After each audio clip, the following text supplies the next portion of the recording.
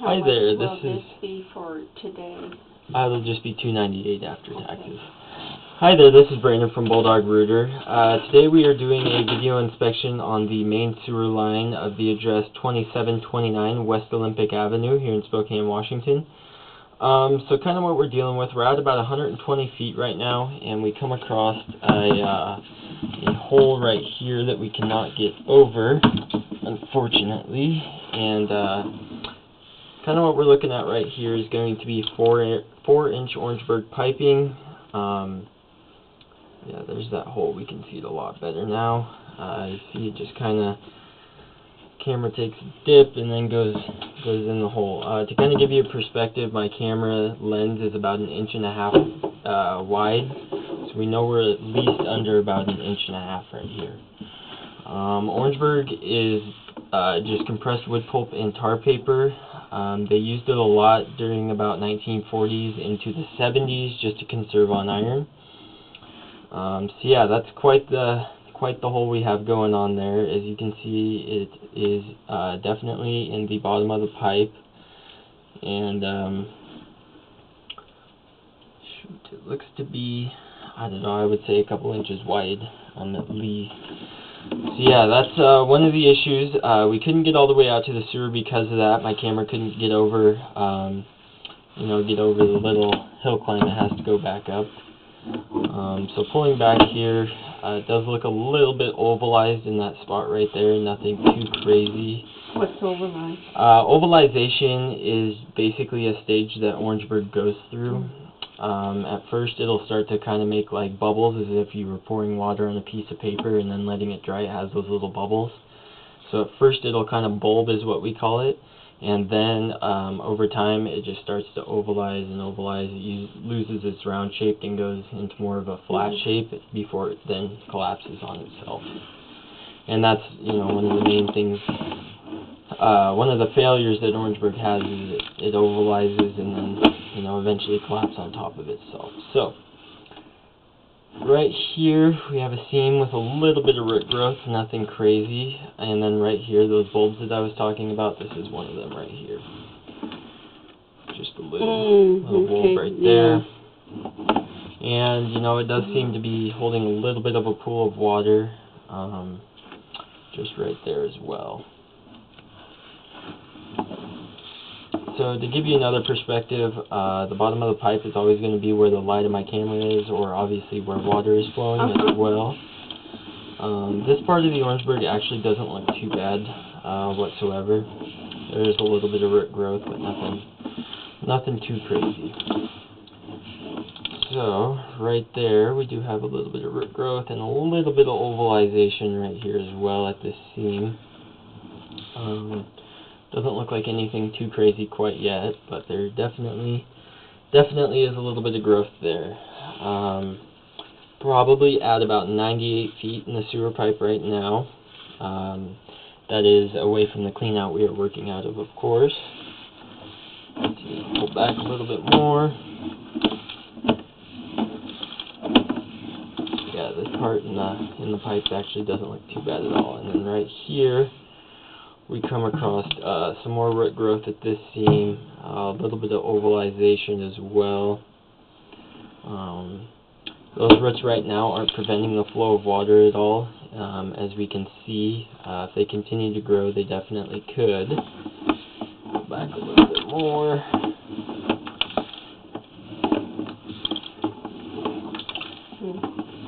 A little bit more of an ovalization here, and possibly more of a flat spot. As you can see, there's a little bit of sludge where my camera lens is just kind of making its way through. Wow, quite a bit of sludge, quite a bit of root growth here. It actually wouldn't surprise me if there was a little bit of hole in this pipe right here as well.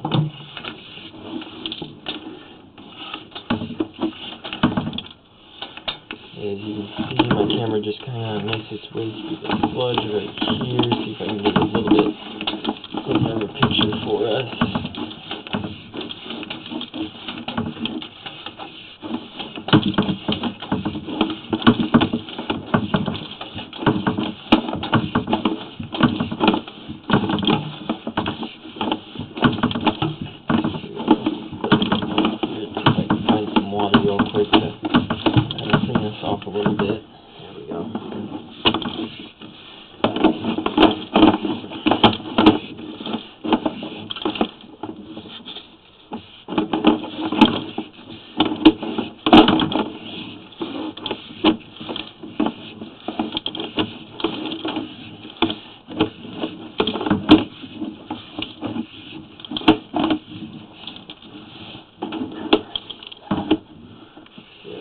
Just got a little bit more root growth right there. We kind of start to pull back into more of this sludgy area. It's kind of hard to tell. There could be what's called bad grade here. Grade, is just kind of how the sewer pipe was laid. It was laid more evenly, so water couldn't get out, rather than more of a downhill slope. Yeah, the backyard slopes down. Yeah. There are quite a few roots here. I honestly would not be surprised if there was a little bit of a hole up there. So, and then this part of the Orangeburg actually looks to be quite ovalized in that spot as well. And how many feet out is that? We are out, I'd say about 70 feet right now.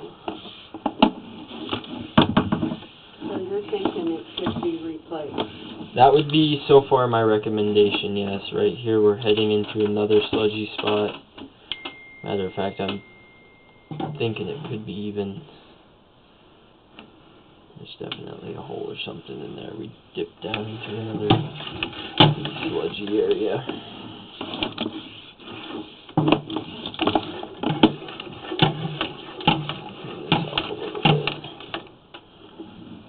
Yeah, that part that we just went through looked to be a pretty bad condition. Let's see if I can you turn that faucet on there for me for just a second? Let's see if we can get some cleaner water down here to work with.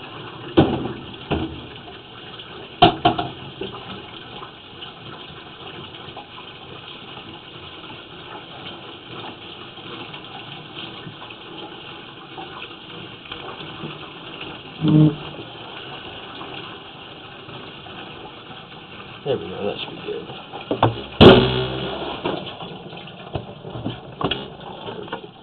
So this has to cut, it doesn't go through here, does it?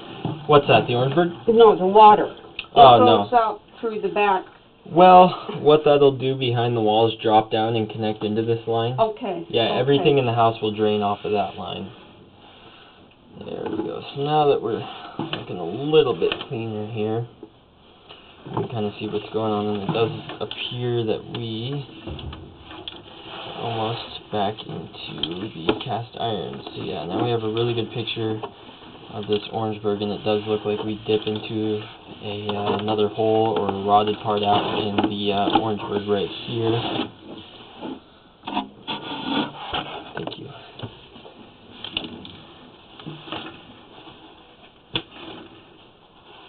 Stinky. Yeah, so right here, looks like we got a little bit of a hole. We'd go down and kind of deep into water right there. So yeah, that's another bad part. And it looks like just right here, maybe back a little bit further. Looks like right here we transition into actually clay tile is what it looks like right here. It's got a little bit of everything. It does. So yeah, we got some root growth at that seam right there as well. But the tile itself doesn't look too bad. A little bit of sludge buildup, but that's completely normal. Yeah, so now we made the transition back into, looks like 4-inch tile. And then we got some root growth there as well. Back a little bit more. We're at about, let's say about 40 feet right now. A little bit more root growth there as well. Clay tile doesn't look too bad as I'm looking over it. It doesn't look like it has too much any stress fractures or anything like that as well, which could be potential breaks. Thinking there could be a hole right in here though, just because we got lots of root growth on the side there. Let's wait for this water to drain down and see if we can see it a little better.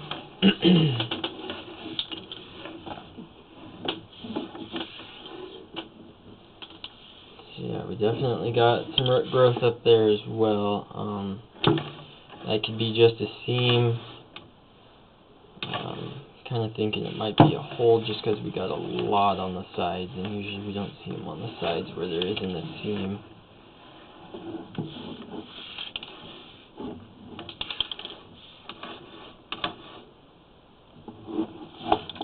Yeah, hold back here a little bit more.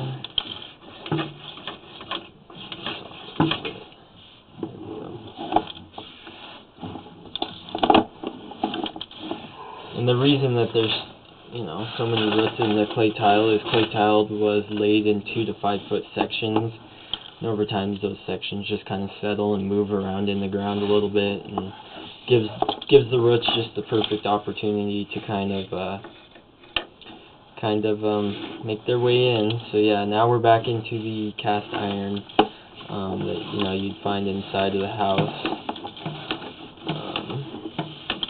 Would not watering add to the problem? Last year I didn't water at all in the backyard still, so I never even got out in the backyard. So would that cause the ground to settle? Honestly, no. Most of it's going to be the snow melting and just rainwater. Okay. Is going to be the majority of it, and then that's really it. And they kind of shift and settle in the ground, and it looks like we're going to be popping out of the clean out right here. This doesn't look too bad, just a little bit of rusty old cast iron like normal. So this is the clean out let's see if I can get a good picture of it, maybe. So this is the clean out we were working out of today. Again, that was Brandon with Bulldog Rooter, and we did a video inspection of the main sewer line of the address 2729 West Olympic Avenue here in Spokane, Washington. And thank you for choosing Bulldog Rooter.